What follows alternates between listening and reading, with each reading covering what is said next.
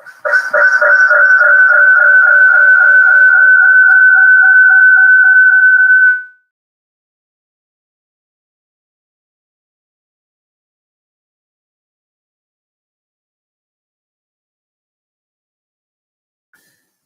everybody doing? I hope you can hear me. I had to mute my other side because I'm getting feedback from my other computer here.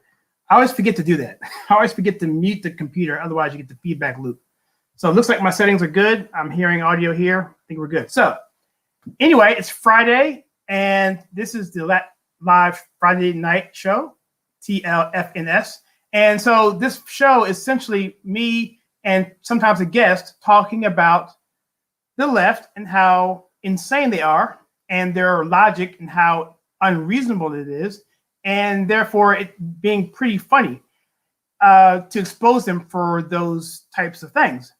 However, we're now living in a time when it's not so funny anymore. So this week is just going to be me, and I have a lot of things to talk about. I'm going to try and keep it to an hour because I don't want to keep it too long, and I did not want to do a show tonight, so this may be more for recording purposes because it's kind of late in the well, it's actually very early. Actually, normally we do this at 10 o'clock Eastern Standard Time. Looks like this is going to be on the 14th, so this is actually into Saturday. So this is the live Saturday night show or the live Saturday morning show, however you want to look at it. But nevertheless, there are people who are actually in other parts of the country who may be watching this on the East Coast where it still is Friday, so for them it works. And I also want to mention that there are a bunch of people who could be watching who are actually 10 hours, 12 hours ahead of me. And that would be in the Southeastern Asian part of the country, because this week we put up a couple of videos on the Philippines and the Olympics and the gold medalist, Ms. Heidelin Diaz. And I want to talk about that because I got some pushback from some people, mostly in the Philippines, it seems like, who are basically saying that I'm only doing that particular story for views. Well, that's only partially true. Okay, we do everything on this channel, not necessarily for views, but to have a reach for our message. So you have a message and you want to get it out to as broad people as possible. That's the goal for any show. So, but let me just back up a little bit. We did one video the first week of the Olympics, and if you're not familiar with it, the person was the name of Heidelin Diaz. She was a weightlifter from the Philippines, and the more I learned about her, the more I love this woman. I mean, she's amazing. Her coach is Chinese, and this is her fourth Olympics that she's trying to compete in. She won a silver back in 2016. She was an alternate in, I guess it was 16 minus 4 would be 12, 8. So in 8, she was her first time in. Then 12, she competed. 16 in Rio, she actually got a silver medal. And in 2020 or 2021, she received the gold over the favorite, who was a Chinese weightlifter. And what got me the most on this video was the fact that her reaction to it, okay? She was so excited, because this was the first time her country won a gold medal in an event that was actually sanctioned. I'm understanding that they had gold medal in bowling back in the day, but it didn't count. So this is the first time that the Philippines ever won a gold medal. So why am I rambling? I'm rambling because I'm gonna give you some backstory to this, because I posted this video like the day after it happened. The video sat around, didn't do anything. I was like, okay, this video isn't gonna get a lot of traction because it just interests me. I don't know if anyone cared about it. But lo and behold, that video right now sits at about 56,000 views, and it's still creeping up there. It's more than almost doubled our best video. And so people were accusing me of, doing it for views. I'm like, dude, I had no idea this was going to be a thing. But however, when it got to 20,000 views, I was like, okay, I'm going to do more videos on this because people want to see it. So I did one with other people. I did one with the lady, I forget her first name, but her last name is Stock. She was the one who's she was the wrestler who won gold medal, and she was so excited. She had the American flag around her, said that she was going to buy her mother a food truck, the $30,000 that she had won. She was just so exuberant. She loved America, loved living in America, And people had told me to do a video about her as well, but there was so much stuff going on. I just combined her with Miss Diaz in a second video. Okay, that one got about 7,000 views. Okay, now the follow-up video, again, with how once the Americans won the overall medal count, despite all the wokeness that's going on, that one medal that America won that medal count over in gold medals, because China was doing their best to win the gold medal count, was actually the one medal that they lost to Miss Diaz. So I thought it was such a ironic kind of thing. So the point is this: I do things for the best, for the message, to get out there as broad of audience as possible. And if something's catching traction, people want to know more. When people respond to videos, YouTube tells you what people want to see. So you try to tailor that particular message to your channel theme so that it makes it applicable. Trust me, if I put a video out there just saying, "Hey, I love Ms. Heidelin Diaz, let's watch your go grocery shopping," then I'm going to lose half the channel because, dude, you're doing this is not part of your channel. So it works both ways. So you can overdo things too. So 3 videos I think are fine. So anyway, that's for the people who are out there who are detractors. But most people out there love the video. Again, it's at 56,000 views, which is incredible on this channel. We've had over, I think, 770 new subscribers to the channel, most of which from the Philippines. But what I'm finding out is these people in Southeast Asia love their countries, they're patriotic. And I attributed it also to MacArthur when he came to liberate the island at the end of World War II. He came back, he said, "I will return." He came back and liberated the island after Japan, the Empire of Japan, had essentially occupied them for like 4 years and killed 1 million Filipinos. And so I tied those two together and how appreciative the Philippines were for the country, and how Americans, a lot of woke Americans in the Olympics, were not appreciative of their country. And that was the angle I was going at. And I asked for your opinion whether or not that was something that you agreed with. And so I was fully open to the fact that maybe I'm full of it. And maybe I wasn't, because it seems like people really like the video. Anyway, so I'm going to read a few comments here, see who's online here. Let me see. Got Mark Jackson on. Hey, Mark, how are you? Have you seen Tom McDonald's latest song, Brainwash? No, I have not. And maybe I should stop this video right now so I can watch it. I love Tom McDonald. He's an awesome dude. I'm not really much into rap, but the thing is, his lyrics are so powerful. He's just an amazing artist. And I hear he has a pretty interesting story coming up. And I don't know all the details, but I hear he went through a lot. And for him to come out of it now, and he's like the hottest thing right now in music, I believe. I think he topped the charts, I believe, if I'm correct, his last song he did. But I'm not prepared to talk about that. If you want to mention him on here, Mark, let me know. I can post it up here on the screen. The topics I want to talk about today, and I'm open to this, essentially, is the Dinger comment in Colorado, the baseball. I want to talk about the Atlanta segregation potentiality of the elementary school in Atlanta, where a mother said that she thought that her child's school was being segregated in Atlanta, which I thought was interesting. Also, was the story I heard now with Obama's party up in Martha's Vineyard. Breitbart just had a article saying that there was a outbreak now with the coof. If you know what I mean by the coof, you know what I mean by that. And I thought that was interesting. I was gonna go over that, and also talk about the New York City with the coof V word. I'm not trying to get demonetized. How that could actually hurt many blacks, because it's a second Jim Crow. Because a lot of blacks don't have the, and if they don't, then they're going to be excluded from many parts of life. And some people are attributing that to a second Jim Crow. So, but I would love to talk about Tom McDonald if at all possible. Unfortunately, I'm not prepared to talk about it. But if you want to comment below, I can maybe fill in as much as I know about him. But I think he's awesome. So let me see here. Keep the great work. And by the way, guys, if you want to put comments on here, and this happens sometimes, if you want to send me a private message, you can, but you really can't, because you have to be inside of the application I'm in.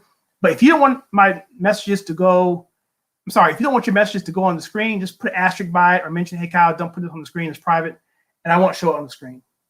So he says stop and watch it. Scorched Earth brother. Mark is the coolest dude ever, man. He's a cool dude, man. Hi, Epstein's ghost. Dude, Epstein, you had one of the funniest messages. I literally laughed out of my chair. I forget the actual post it was. I think I made a comment of it. It was awesome. It was awesome. You guys keep me wanting to do this. You know, I really enjoy interacting with everybody because you won't believe the stuff I get. I mean, now, I'm not trying to say I'm some kind of martyr. Okay, I'm not Emmett Till. You know, I'm not as a what's the guy's name? Whitlock said about this guy I'm going to talk about, this baseball player I'm going to talk about in a second here. I'm not Kunta Kinte. I'm not some sacrificial person that's going through all this oppression, but I do get stuff in the comments that are discouraging, that are mean, but I get more positive that makes it all worth it. So I don't really care, but I just want to at least mention that I do appreciate all the positivity that I'm getting from the people who support this channel. No, I don't think I'm cooler than you are, man. I'm old, dude. I'm old. Yeah. Okay. So I have some slides here. And let me just first say this. Okay. So what I may do and what I have been doing, I haven't really been promoting this, but I created a second page on my website, theconservativetake.com. And if you want to go out there and see some of the videos I have out there now, I have about 3 out there now. And the videos that I have out there that I can basically comment on and be free when I do it. Say what I want to say because it's not on YouTube. It's so funny because the first time I did one of those videos, I actually was like, can I do this? Can I say this? But because I've been so brainwashed to mind my my thoughts and my tongue, which I think is ridiculous. But at some point in time, the other platforms are going to get to the point where we won't need this platform as much. We're going to be transitioning over. Hopefully, it'll take a few years, of course, but it will happen eventually, and we're going to have to start making that transition. I made the transition to other platforms as well, and I'm fully prepared to move over when things go south. So that being said, the name of the site is called The Gate, and you can go to gate.theconservativetake.com, and that's going to be my membership section. It's open, it's available. What you do is you go in there, you can sign up for free. It's basically your email address. That's it. Even a fake email address will work as long as you can log in to it and to verify, but that's the only thing you need. Once you get in there, there will be a membership tab that will open up, and then there'll be members content in there, and they'll be there as well. So you can see that. And there's other links too for other stuff too, like for some of the notes we have for other our videos to have PDFs for like our source material for other videos that I have for other videos that people say, you're full of crap. You don't have any research. What we do is out there. Just check it out. So so that's one thing you guys can do. I got 2 videos out there right now, at least 3, I think. One, well, you'll see for yourself. I'll leave it at that. Let me see. You know what? That's interesting. You mentioned that. You know, you mentioned that because my wife actually said she looked for me on YouTube and it was hard to find me. Now you can go to theconservativetake.com and it's out there. Go to the website, and then my YouTube videos post takes about. I have a cron job that runs. It's a Unix job that runs. It runs like every 2 or 3 hours. So YouTube videos won't post to the website immediately, but at least you get a link to go to it. And you can go to YouTube directly. But no, I mean, if you don't have the bell icons turned on, notifications turned on, then you won't get it. And really, there's no guarantee there either, because who knows what they're doing over there. I know some people say even though your bell icon's turned on, you still aren't getting notifications. So that's the world we live in, unfortunately. And but yeah, well, yeah. I agree, Mark. Yeah, I had to. Does he allow you to play your songs? Really interesting. Okay, I have an interesting story. I did a video of a woman named Rebecca. She's on the interviews playlist, and she owns the content of her own song. And I did clips for her song in her interview. That's when I was talking to her. I said, okay, we're going to play this clip here. And I got a copyright strike from her company. And I never went back to her and said, to go back and talk to your producers or talk to your record label to say, hey, this is okay, whatever. I don't want to put any pressure on her, but I got that happened. So I'm like, wow. So the fact that Tom likes that is awesome. And maybe we'll do that. I'm just not queued up for it right now. If I do it now, I'll probably break something because I got my laptop here and it's going through other things. I don't want to do it here on a live stream without being prepped for it, but that's good to know though. I may do one, maybe do one tomorrow or Sunday night. Definitely. All right. So how's everybody's week been going? How's that been going, everybody? Everybody have a good week?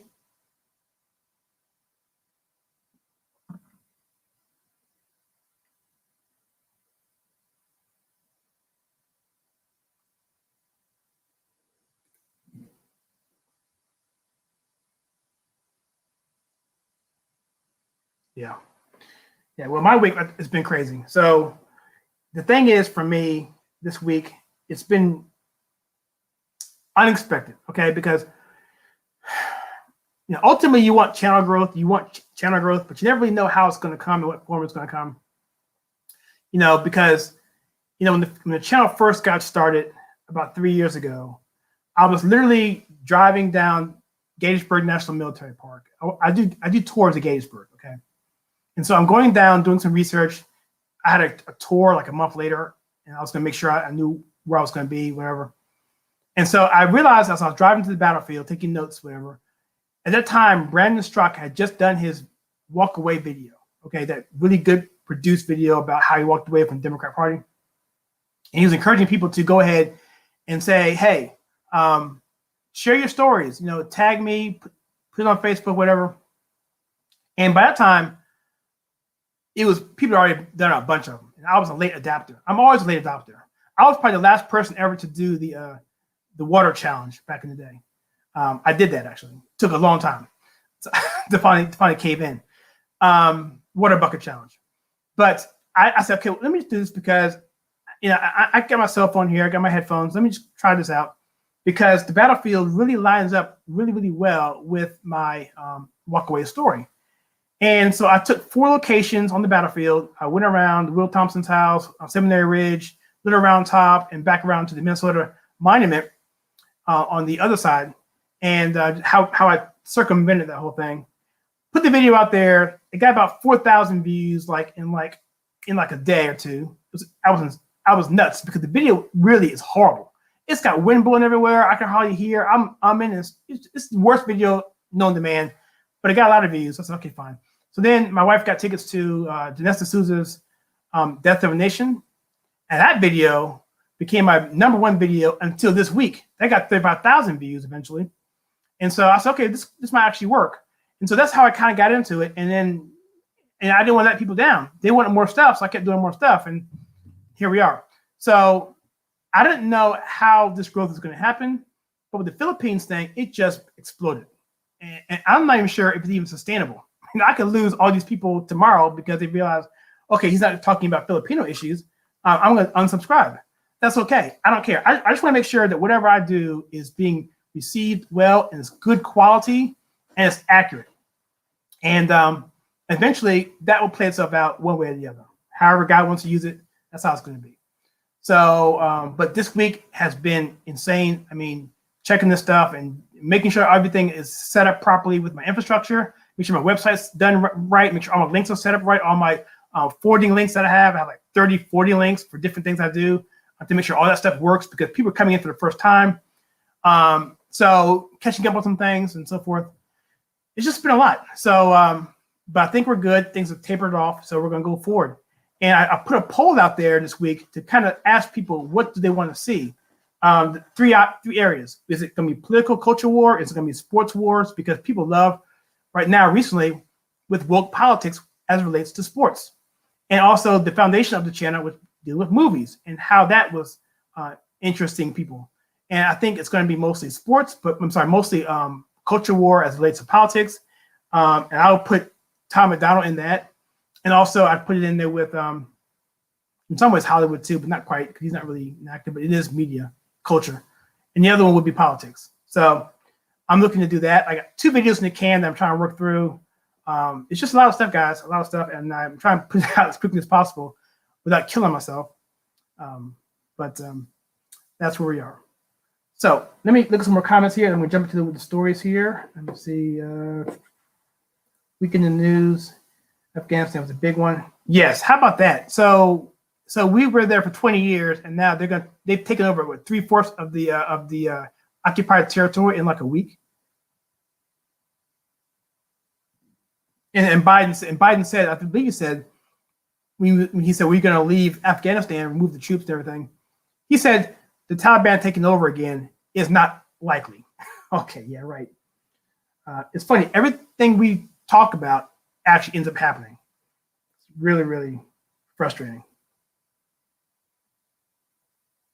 Hey, dude, man, check it out. I'm going to a macaroni and cheese festival tomorrow. That's going to be awesome. So, yeah, so if you don't see me again, that's why.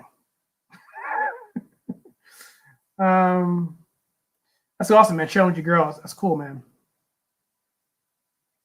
I am in chill mode. That's awesome. That's cool, man. Family is so important. And I don't know where you guys are in terms of lockdowns, but they're cracking down where I'm at. And I hope people start pushing back more, because this whole thing is getting to be out of control. And it's almost like they don't want us to be around our families.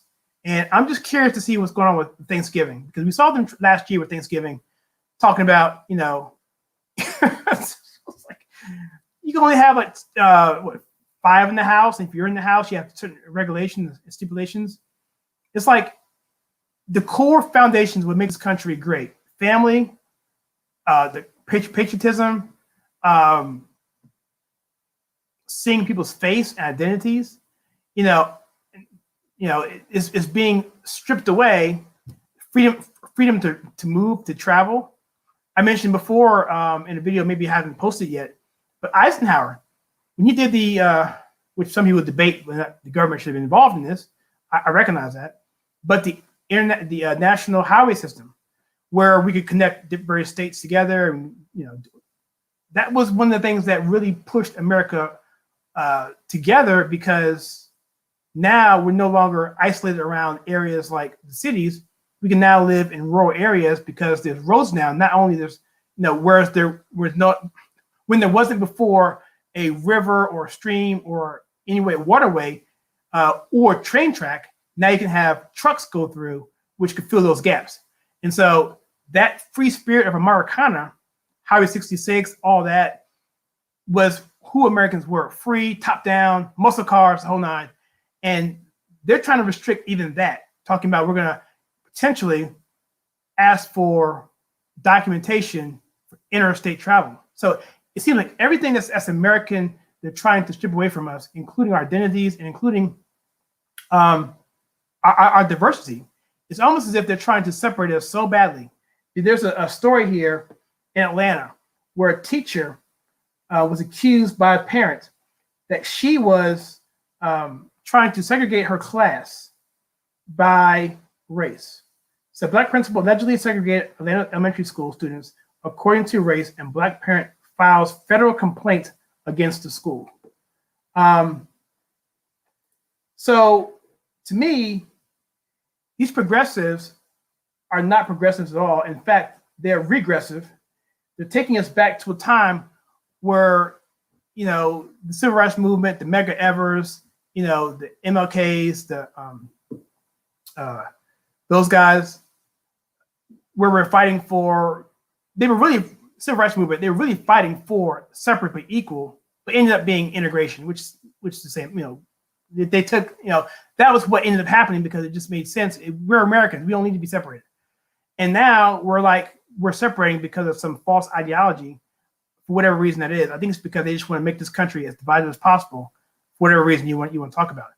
Go to my other channel, I'll talk about that there, but I had a point here somewhere. I forgot my train of thought. But I was talking about Biden, yeah, in Afghanistan. So let's go to this comment here. Yes, it's awesome. By the way, how's my voice sound? I'm trying some new settings on my audio. I did some instead of buying a new microphone, I decided to actually tweak this particular one. I've had this one for about 3 years now. I want to upgrade, but it still sounds good in some cases, but in live stream it may not be as good. So if I sound okay, let me know. If not, I'll have to buy a new microphone. My wife wouldn't like that, but you do what you gotta do. Let's see. Thoughts on Ronald Dan? Oh my gosh, yeah, dude. Personally, yeah. I'm not a fan of Crenshaw at all. In fact, I was when I first saw him a few years ago. I mean, I think everybody was, but then he came down on Trump on one occasion, and then he came down on me after the election, and I was pretty much done.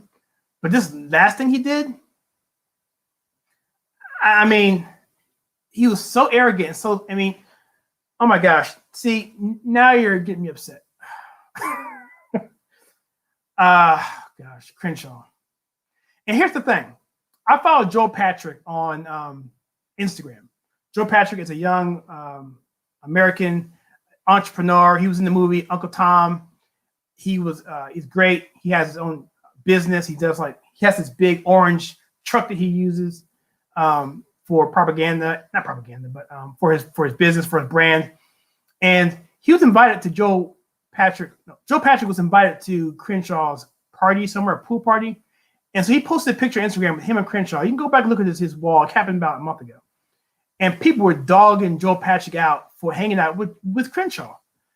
And I took Joe Patrick's side because I'm like, look, dude, if he's invited, leave the guy alone, right? But now I might not have said anything to Joe potentially on a post, but I'm totally feeling that, man. I'm like, I wouldn't want to be seen with him.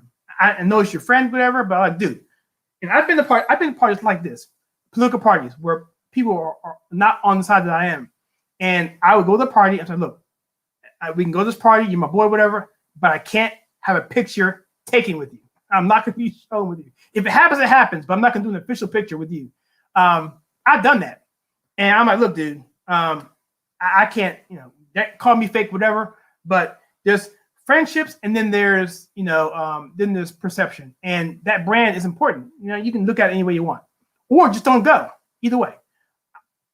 I don't know. I'm very disappointed in Mr. Crenshaw, especially the way he said it without any proof whatsoever. What are your thoughts on that? Comment below on that. I'm curious what your thoughts on that. I think you already said it right there. You mentioned it. I agree with you 100%. People calling him McCain 2.0. I've heard that.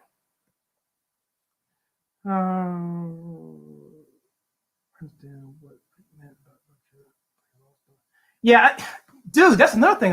So much stuff going on, guys. So much stuff going on. I have a video on the so-called bill that was just, I guess, passed the Senate, and the 5 things in it that were horrible. One of those was, there's a lot of things on there that's horrible, but one of them is the fact that you have to have your car registered for miles. So now they're going to, it's a mandate. It's not optional. So new car manufacturers must put something in your car for 2 things. One, for a bioscan analysis for breathalyzers or whatever it is to determine whether or not you're impaired.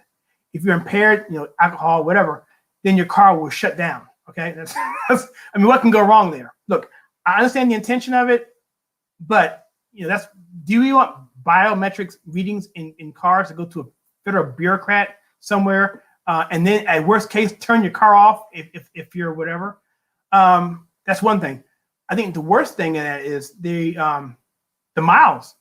Now we're going to have to register our miles. This is Pete Buttigieg is part of his policy to tax our mileage. And that's what I'm saying before about the infrastructure bill in terms of the roadways. People aren't going to be driving like they used to. People are going to be stuck in the cities or towns. So we're going to be even more, I wouldn't say agrarian like we were before, less industrial, but we're definitely going to be to ourselves. And we're going to be driving minimally. We're not going to be going down 66 anymore, top down, whatever, and just hanging out, whatever, exploring this country. Look, I explored this country for the first time last summer. We drove from the East Coast all the way to Arizona. And this is before the election. No, this is after the election. This is during the middle of COVID, during the coup, whatever. And I got a chance to see America in a way I never thought I'd seen before. We went one way and came back another way. Went to Dealey Plaza in Dallas, went to Oklahoma City bombing site, went there. Just all through but Oklahoma, West Virginia. And I saw the beauty of this country in New Mexico, talking to people on the street. I had my Trump stuff on, people who were waving at me, whatever. And I just saw this country in a whole different light. And that's what we're going to be missing when we have a Biden administration telling us that we can't do certain things. We have to stay in our homes, be locked down. We have to, adhere to these policies, which to me, which I can talk somewhere else, aren't really backed by science. I'll leave it at that. So I know I'm rambling, guys, but there's so much stuff here going on. Let's see here on the mic. Yeah. So, yeah, pop filters here. The thing is, the microphone really isn't that good. I said this is a condenser mic, and what it does is it picks up. I need a unidirectional, right? I need one that's going to be like Rogan has, the one that everyone's has about for the past 40 years. It's an amazing microphone. I need that microphone. I need that one. I think it's a Shure, S-U-R-E. But this guy here picks up everything, right? So I have a condenser on here, software. I have what else do I have? Noise reduction filter. And I have a noise gate filter. Those three things, but it's not perfect. So yeah. Now when I do videos for my audio, I do that. I actually alter it before I post it. But you're doing it live, it's a whole new ball game. It's hard to get that radio quality, if not impossible, without a full end studio with dampers behind you, all that cool stuff. I'm in the basement with echoey stuff all over the place. I got the background noise from the monitor and so forth. So it's a bit of a challenge. So I apologize for that, because audio is extremely important for people to listen and stay engaged. Because if you have a bad audio, people will leave. They'll leave. Let's see here. What did I do? Did I do something? Oh yeah, the mileage tags. How are they going to enforce that? If I'm riding along my phone in a friend's car, I get taxed. They're going to have a whole new bureaucracy, right? I mean, they're going to have a whole nother level of government just to do that. I worked in the federal government. I worked at the Bureau of Labor Statistics in D.C. for many years, and what I saw there, I mean, what they did there essentially was they basically did surveys. That's all they did. They had people around the country who would take data, whatever it is, and they'd send it into the mothership downtown, and then they compile it on a quarterly basis and send reports. So instead of our bottom line being a widget or whatever, it was getting those quarterly reports out to the media and to the press and to the GAO, General Accounting Office, so they could actually publish it, put it out there. That was it. And the amount of waste that I saw there was ridiculous. I couldn't stay there anymore. I had to leave. So I can just imagine what they would do with this gas tax, what kind of bureaucracy they put in place just to support that. Blue Yeti is worth looking into. Yeah, the Blue Yeti, I hear that's pretty good too. But if I'm going to get a new microphone, I'm going to go high end. I'm going to spend the extra dollars, because I'm not going to want to spend another $1 per microphone for another 20 years if possible. But I've already had like 4 microphones now, but they're for different purposes. I have 2 shotgun microphones. I have a boom microphone. When I played in the band, I got a whole condenser microphone for a drum kit. That won't work. And then I got these smaller ones for like if I'm out and about. But this is the best one for a desktop that I have, so I would like to get one. But the Blue Yeti I'm hearing is really, really good. If it can get the same quality as that one I'm trying to think about, I can't think about, the one that Rogan uses and other people use, then I will go ahead and get the Yeti, because that would be great. So yeah, voice audio is the worst. I really just need, what you really need is a onboard condenser. Software condensers, they do an okay job, but you need an onboard that can do it in real time and not this USB stuff. You want XLR, you want it dialed into a soundboard. We can control it all right there, real time, hardware, no software latency, none of that stuff. So anyway, I'll get all techie on you guys, but so let me see. I know I'm rambling, but let me go to my next thing here that I will talk about. There's nothing else. Okay, so let's talk about this guy here. All right, so this is and I just found this out. My buddy of mine put this out to me, and I didn't think it was that important, but the takeaway of this is pretty interesting. So essentially, in Colorado, this baseball player. Let me remove this banner real quick. Let me remove this. So, so this is a baseball game. I think it was with the Marlins, I believe. A player was batting, and supposedly behind him, a fan was yelling a word that they thought could have been considered the N-word. And the baseball player said that he didn't hear it. Okay, he didn't hear it, but someone thought they heard it. And so like 14 hours later, they're going after this fan, trying to find this fan who said this derogatory word. Finds out that he didn't do it. He was talking about the actual mascot. The mascot's name is Dinger. But the takeaway here is, and I got this from Whitlock, he used to be on Outkick. He basically was saying, look, it's all about gaining attention, okay? These people who claim this victim status, whether it be Bubba Wallace, whether it be Jesse Smollett, whether it be even LeBron James to a certain extent, whether it be, there's so many more I can think of, whatever. But these people, in the Olympics, the chick that did the X head above her head, you have the Gwen, I don't want to name the names because I don't get any more airtime. But you know what I'm talking about. It's all about their own personal brand. Okay, it's not about oppression as much as it is about they're either insecure in their abilities and they want to be able to make some money. They want to get some exposure, and they know that they can play this race card because they're going to get all kinds of attention. And Whitlock pointed out in this particular clip that I had, where he actually noted on Instagram, this guy says, he admits, yo, I'm so happy about the love that I'm getting on Instagram. You guys sure showing me some love. Woohoo. So he basically confirmed what we already suspect, that he even said he never heard it, a derogatory word. He said he never even heard, he said a person never called him the N-word to his face, but yet somehow making over $500,000 a year, that he's somehow a victim. I'm not buying it. But my buddy mentioned this to me, which I thought was funny. The fact is, either way, the MLB looks bad because they're going to move the All-Star game out of Atlanta, which is 51% black, to Colorado, which is 0% black for the most part. And you have you have this thing happen in Colorado. So the whole thing looks bad on no matter what angle you come at it with.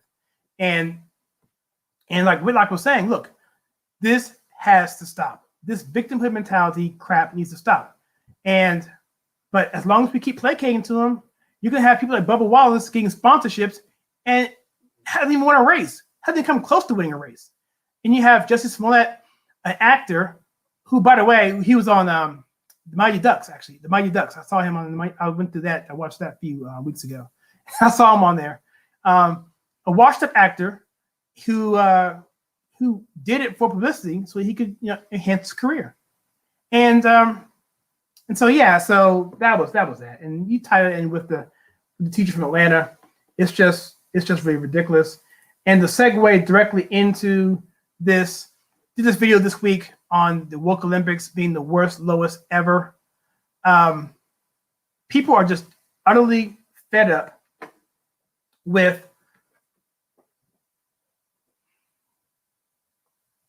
this idea that America is somehow inherently racist, that America is somehow the worst country in the history of the world, that somehow America have never done anything good in the world, and we need to somehow change America into the countries that they assume or they think are the countries that we should be like.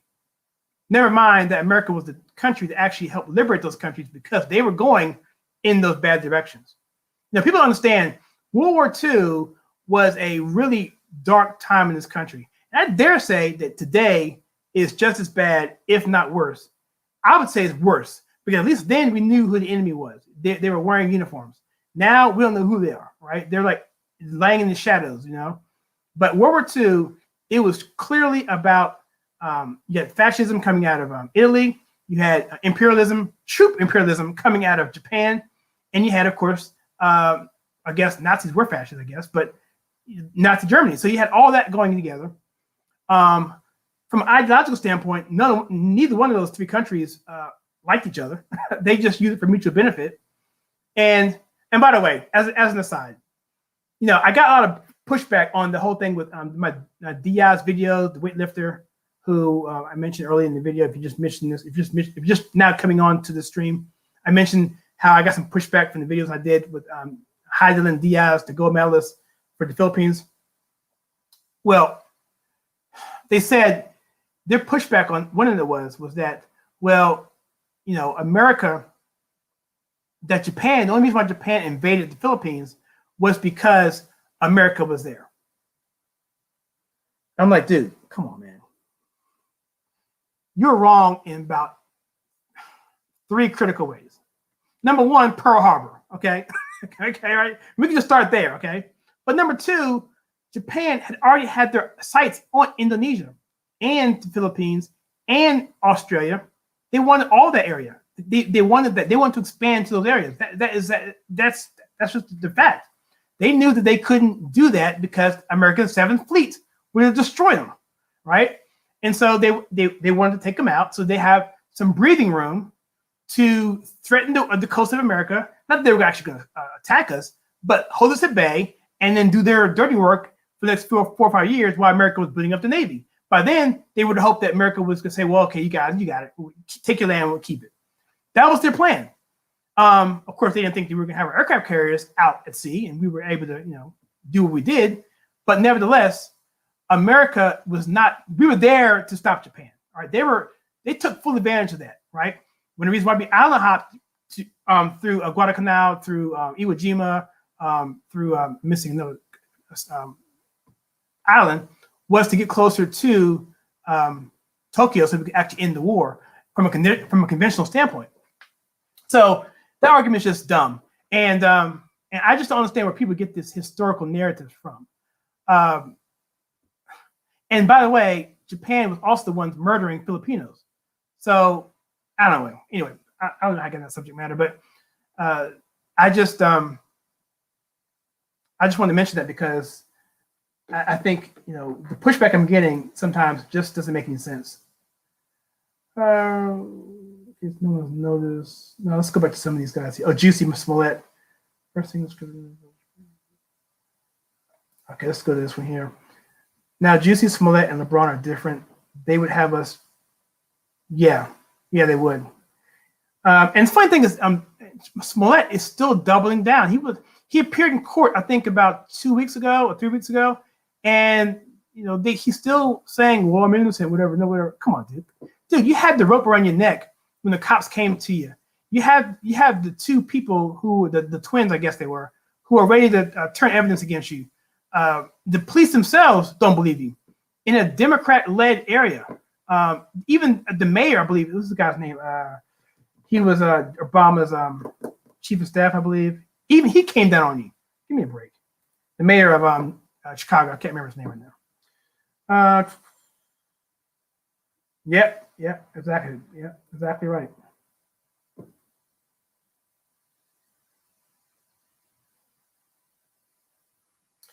Yeah, World War II, man, such a proud moment for America. I wish I knew more about that particular conflict.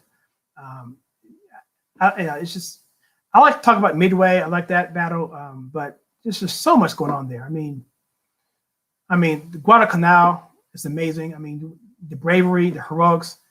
I went and watched the 2 videos, the 2 movies that Clint Eastwood did, right? I guess I can't remember the names of them.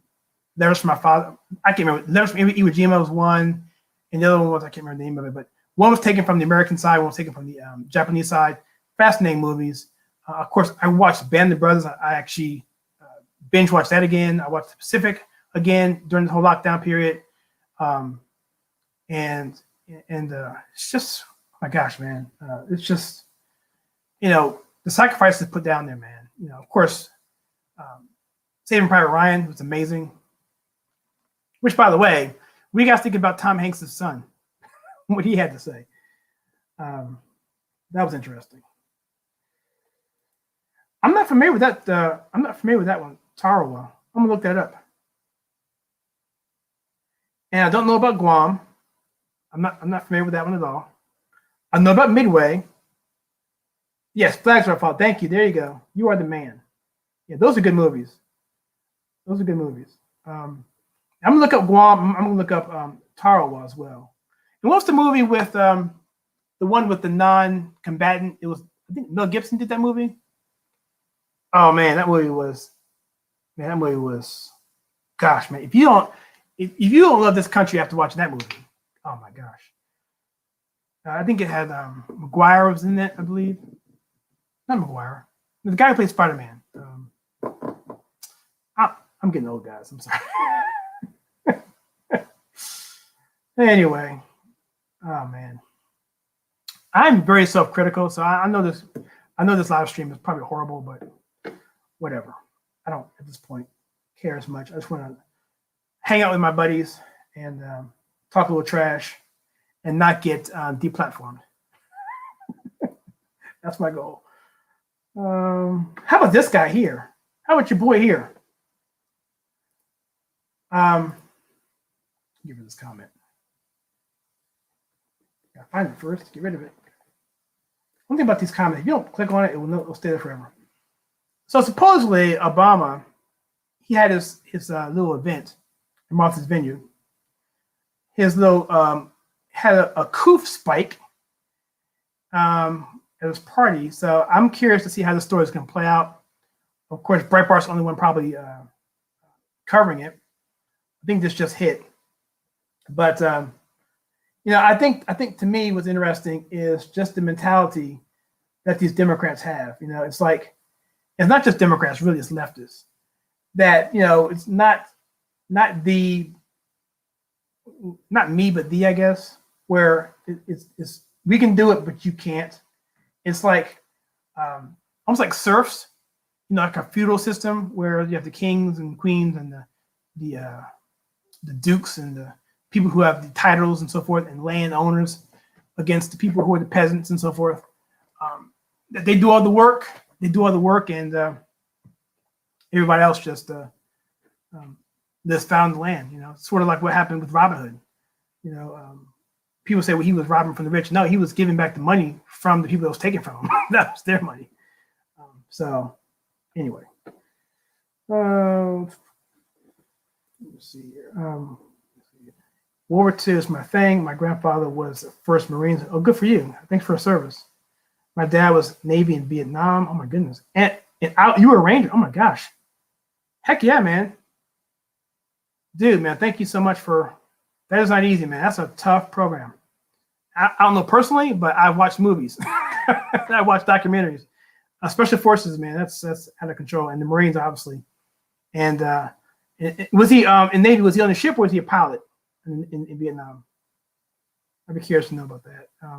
My wife's parents they're not quite Vietnam age. I think they were Navy as well. But they were stationed in where are they stationed? They were stationed in, I think it was the Philippines, actually. But maybe we can share some stories, Mark, off topic. Maybe I can get you on the show and we can talk. If you want to come on. I can keep your voice or keep your face off if you want, or you can face on, whatever you want to do, or just give me a phone call. Give me my phone number. We can just talk on the phone if you want. I'm curious to hear that. It's interesting. So that's awesome. So and I just don't like how our president our former vice president, who's acting as president, put it that way. I don't like how the disdain for the military, and it's almost as if they're an afterthought. And to me, it's something that's fairly been recent with Democrats. It's like for a while they were pretty much hawks when it came to fighting, as long as it was some sort of civic police force, like in Bosnia or from Rwanda.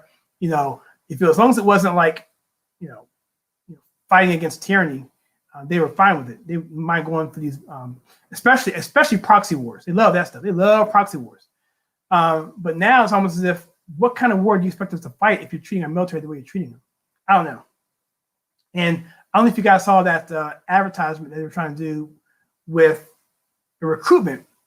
And I think it was another person put together a montage of the Russian recruiting video and American recruiting video. And it's just totally scary.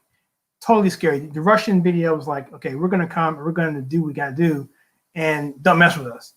And the American one was like, well, if you want to come on board, we have all these kind of programs. You can do this, you can do that. And we have badminton this time. It's like, seriously, I'm kidding about badminton, but it was really, really like, it was like, I don't know is this a military or is this something, is this going to be a country club or is this going to be a resort that you're trying to get people to come to?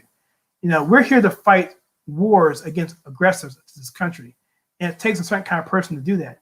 And if you lead people into a false expectation when they go through basic training, which who knows if you're going to dumb that down, they're not going to be ready to fight at all. And that means our freedom is not going to be up in the air.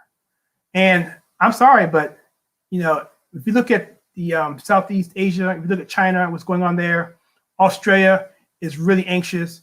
Indonesia is very anxious. India is very anxious. India shares a border with China in various different areas, and they're very anxious what's going on over there. Not to mention Taiwan, Hong Kong, and that's just China. Then we have areas with Russia, then with the incursion to the west further, with Ukraine and so forth. Then you have, of course, the Middle East. That's always going to be an issue. So, what kind of world are we going to be in with a military that doesn't know how to fight? I don't know, man. Okay, Dad was hope you mind me putting this on the screen for you, but that was a radar op. And what's the mighty O? Grandfather was a bar man. Yeah, I know you were a total badass. Okay, I gathered really quickly there. You were a total badass. Yeah, without a doubt. And I don't use profanity on this channel, but it's appropriate for you. you were that dude.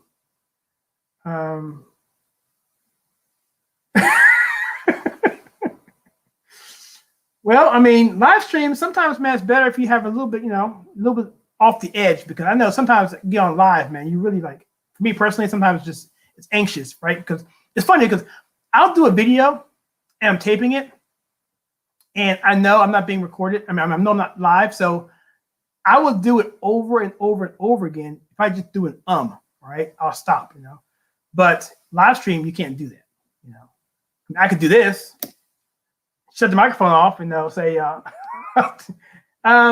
yeah, so guys, we're gonna be right back here because I got a couple of banners up here that I can put up. But for the most part, once you're live, you're pretty much good to go. You can't really go away. So, being a little bit more relaxed would be beneficial. So, what else we got here? I guess that's pretty much all I have for you guys today. Let me see what else do I have. Let me move this comment off. I don't want to see Obama on my screen anymore. He's got to go. I can't have him on my screen anymore. I just ate. How about? So, okay, this is the last thing really. So, supposedly in New York, I mentioned before that New York's this Jim Crow crew passport will deny service to 72% of Black residents. I don't think these people actually even think about what's going on. And I don't even think they really care about the Black community. I never really thought that. Even when I was a militant in college, when I was pro-Black movement, the whole back then when the Rodney King thing happened, I was all up in that, man. I was all up in that. I was part of organizations. I was part of all kind of clubs and going all kinds of stuff. Howard University up in DC. I saw Farrakhan in person twice. I think 3 times actually. Was really in with the Nation of Islam, the Fruit of Islam. Those guys, knew a bunch of them personally, and all part of that culture, subculture. And so I know how these people think, man. These people do not like people who are white. They just don't. And this Black Lives Matter stuff is just an offshoot from that. These are their kids. These are their kids that are doing it. So they are second generation of people who just don't like white people. And Black Lives Matter, when it came out, I was trying to tell people, look, this is not what you think. When they said pigs in blanket, frying like bacon early on, and Haney picked up on that, I'm like, yeah, that's what they did. That's what we used to chant, So I'm like, and even worse than that. And so I'm like, dude, I'm trying to tell you, this is a powder keg. I'm telling you guys, whatever. And so even then we knew that. But now it seems like they've aligned themselves with the Democrat Party, and now they're finding out that they're turning right back on them. And now this happens. Now what are they going to do? Are they going to turn back on Biden? I don't think so. It's really interesting. To be in that situation must be horrible. To have that kind of mindset where you are such a victim and you're looking to other groups to validate you. You're looking for white America to validate you because you can't validate yourself because you have low self-esteem. You treat people who look like you poorly. Trust me, the black on black crime is ridiculously high. And you can't get out of your own way, which is why the walkaway movement is so liberating, because finally you're looking at the world outside the lens of this, secular humanistic, fascist site. And you're looking at the world for what it really is, and that is human beings trying to live their best life and in the best case they can, and trying to resolve issues when they come up, not because they're inherently racist. Things are bad, they happen, but at the same time, this country has allowed us to solve our own problems if we just let everyone get out of the way and just fight for the right things. And they're not. And all it's doing is making us more separate and making the problem even worse. But at the end of the day, the people who are leading it are the ones making the money because they're the ones exploiting everything. So you have the people at the top who are really understanding what's going on, like, Patrice Cullors, the co-founder of Black Lives Matter. She understands it because she has a $3.4 million real estate deal that she has now. She gets it, but some of the people at the bottom don't understand it because they're just college kids. I'll give you a perfect example of a story real quickly. I was in college, okay? I think my freshman year at North Carolina A&T University, North Carolina, okay? I was there in the cafeteria, and this is like in 90, you don't want to know. Well, it was around Rodney King, so do the math, okay? So I'm in the cafeteria. Next thing you know, there's a speaker comes up there in the cafeteria, stands on the table, starts talking about how it's injustice because they aren't having black studies at A&T. We're a black university. Why can't we have black studies? Black studies now. Black studies now. So the whole cafeteria gets in an uproar. I mean, seriously, it's spontaneous. So the whole cafeteria follows this one dude with an afro, and an afro pick in his head. I didn't know who this guy was from Adam. We're going to go march on the chancellor's house. So we all get up and we march to the chancellor's house, demanding that he instills black studies or African studies in our school. A&T is an agricultural and technical school. I was there for computer science and engineering. I didn't really care about African studies. Not that I was against it. I was okay with it. But we were put up in a frenzy, just like that, in a frenzy. Next thing I know, I'm marching in a crowd. I'm like, why am I here? Why am I here? I'm here marching, raising my fist for something I don't even know I'm doing.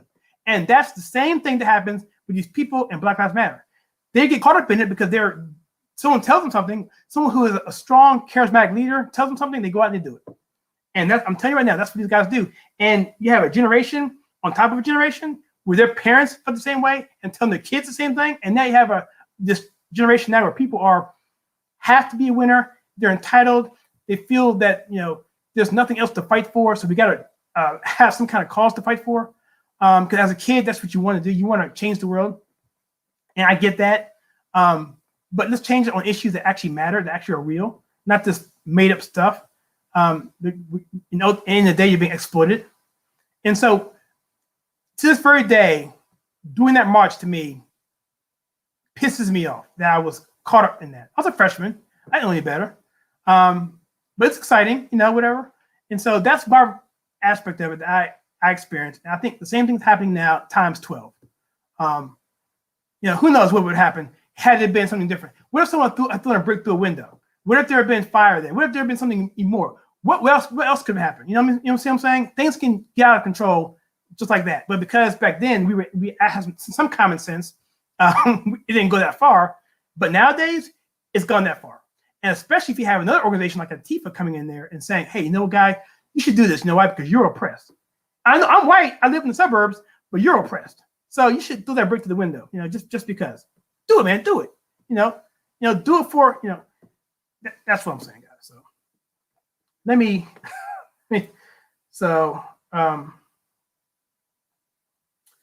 that's my story, guys.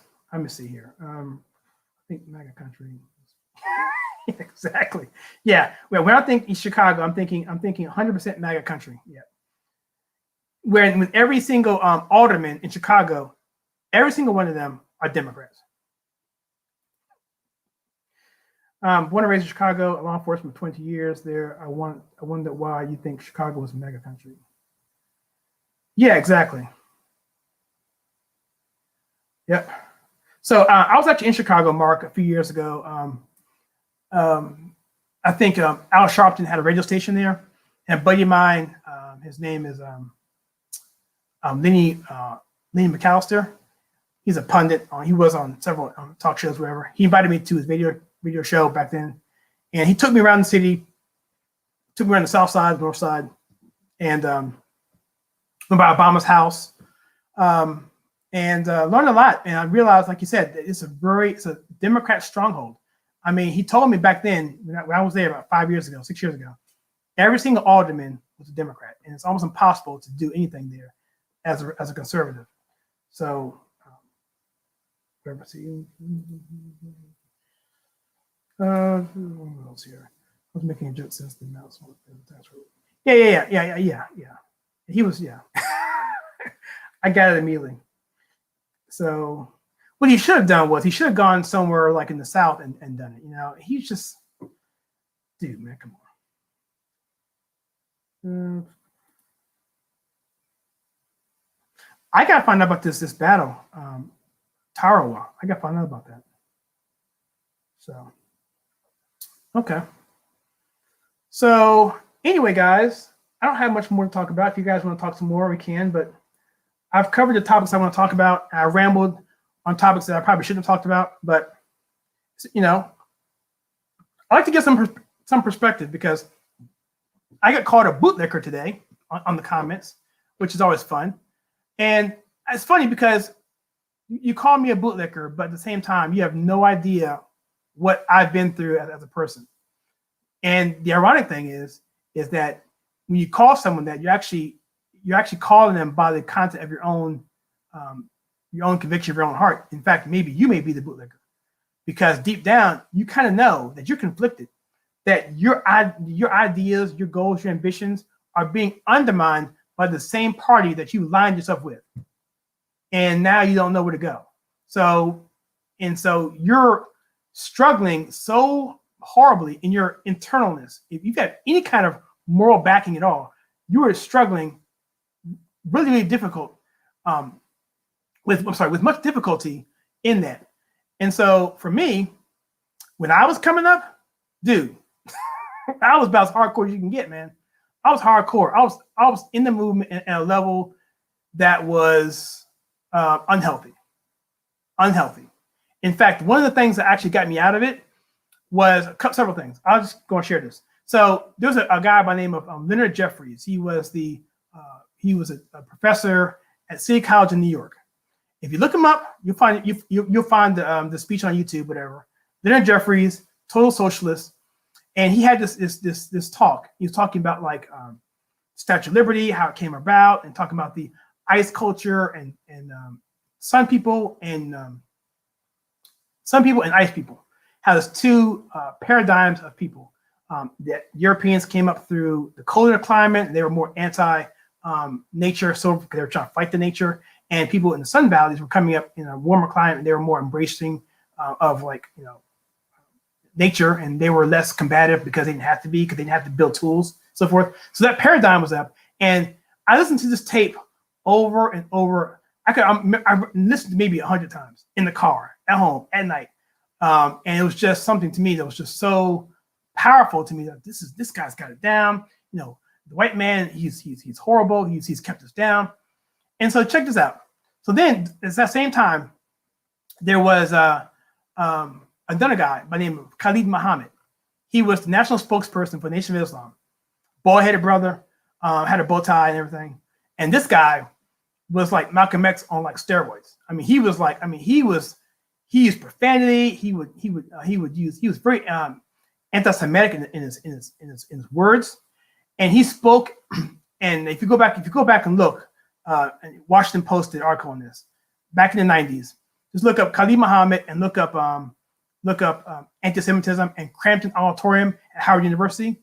He gave a speech there. It was so anti-Semitic that the Washington Post themselves said, "Yeah, that's kind of anti-Semitic." This guy's out of control. It was so bad that Farrakhan himself said, "Look, you can't be a spokesperson anymore." He silenced him for like 30 days or however long it was. Similar to what Elijah Muhammad did to Malcolm X. He silenced him for him using the term about chickens coming home to roost with JFK. So that happened. And so during that time period, he took his son to the Holocaust Museum in DC. And he had another speech after that and said he actually cried. He and the son were crying in the museum because he said he didn't realize how bad things were for the Jewish people. He was talking all this stuff, but didn't realize going to this museum, he actually had a change of heart. And of course, they tried to shoot him after that. He was actually shot, I believe. I mean, go look it up. He wasn't killed, but when he got shot, I realized, okay, this is serious. Okay, my belief system could be taken seriously. But moreover, I went to that event at Crampton Auditorium where I heard Leonard Jeffries speak and Khalid Muhammad speak. Both of them are speaking. And I'm a college kid, man. I'm very impressionable. So they had a break. So I was so excited to go see my mentor in my mind, Leonard Jeffries.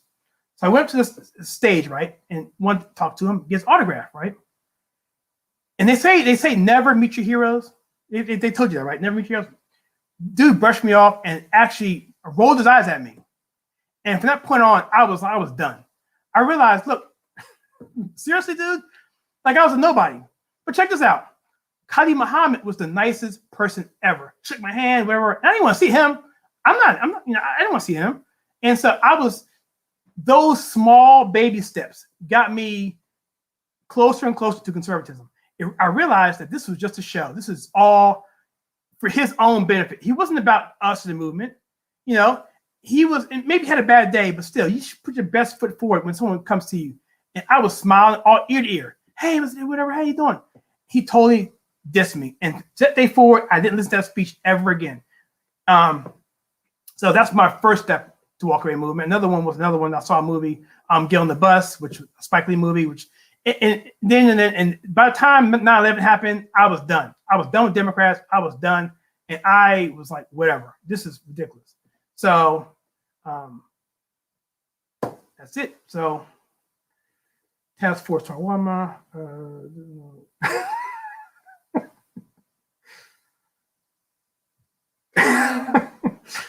It's funny because Khalid Muhammad would mention bootlickers all the time. He would call people bootlickers. Bootlicker, if you would do whatever. Yes, I'm thinking, I'm going to do that right now. And I'm going to go too, guys. So hope this is beneficial, guys. Hope this was insightful for my, I don't tell that story very often, but that's it, man. I got a lot of stories, man. I got a lot of stories I could tell. But been on this for about an hour and 14 minutes. And want you guys to know once again that I really appreciate everybody, who supports the channel. Well, why am I not on the screen? maybe I should. I think I was off the screen. Let me move myself. Sorry about that. I know it must have been weird. So anyway, sorry about that. I realized I was on the screen. So, but yeah, thank you everyone for coming on the show tonight and listening to me ramble about my history and these stories. But by all means, guys, shoot me a comment below, and if you want to come on the show, Mark, you can definitely do that. We can talk some trash, and I'd love to hear about your military experience if you want to talk about that. Talk about World War II, and definitely this battle here I want to learn more about. So if there's no more comments, I'm going to jump this call off here. Let me do one more here.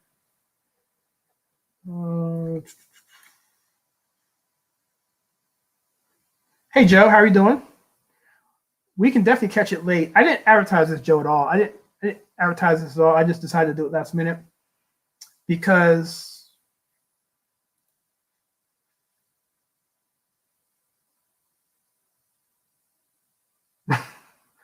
yeah, cool.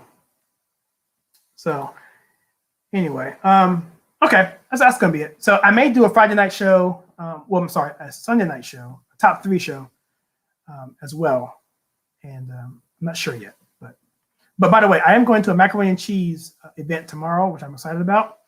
But if for some reason you don't see me ever again, that's why, because I ate myself to death. So just so you know. All right. So with that, everybody, again, thanks again. I'm going to put my banner up here. I'm going to end the show. And you guys stay awesome. And love you guys. And I really appreciate everything that you guys do. You keep me encouraged and to keep doing this sort of thing. And that's it. So take care. And if you like everything we do on this channel, please consider liking and subscribing. The join button that we have on our channel. If you click the join button, you can learn how to support this channel. And that's the only way you can do it right now financially. I don't have any PayPal or anything like that yet. I probably won't do that, but if I do, I'll let you know. But I'm not really about that. So, but the join button is good. It's there. YouTube allows you to do that. You get benefits for like other content. I do member feeds on Wednesday nights that you can see. It's still censored though. But if you go to the other website that I mentioned to you before, I'll put it up here one more time. If you go to the Gate. Gate.theconservative.com. If you go there, I have content out there right now of videos that I can't say here, that I just freely say what I want to say. It's almost like a commentary to my videos.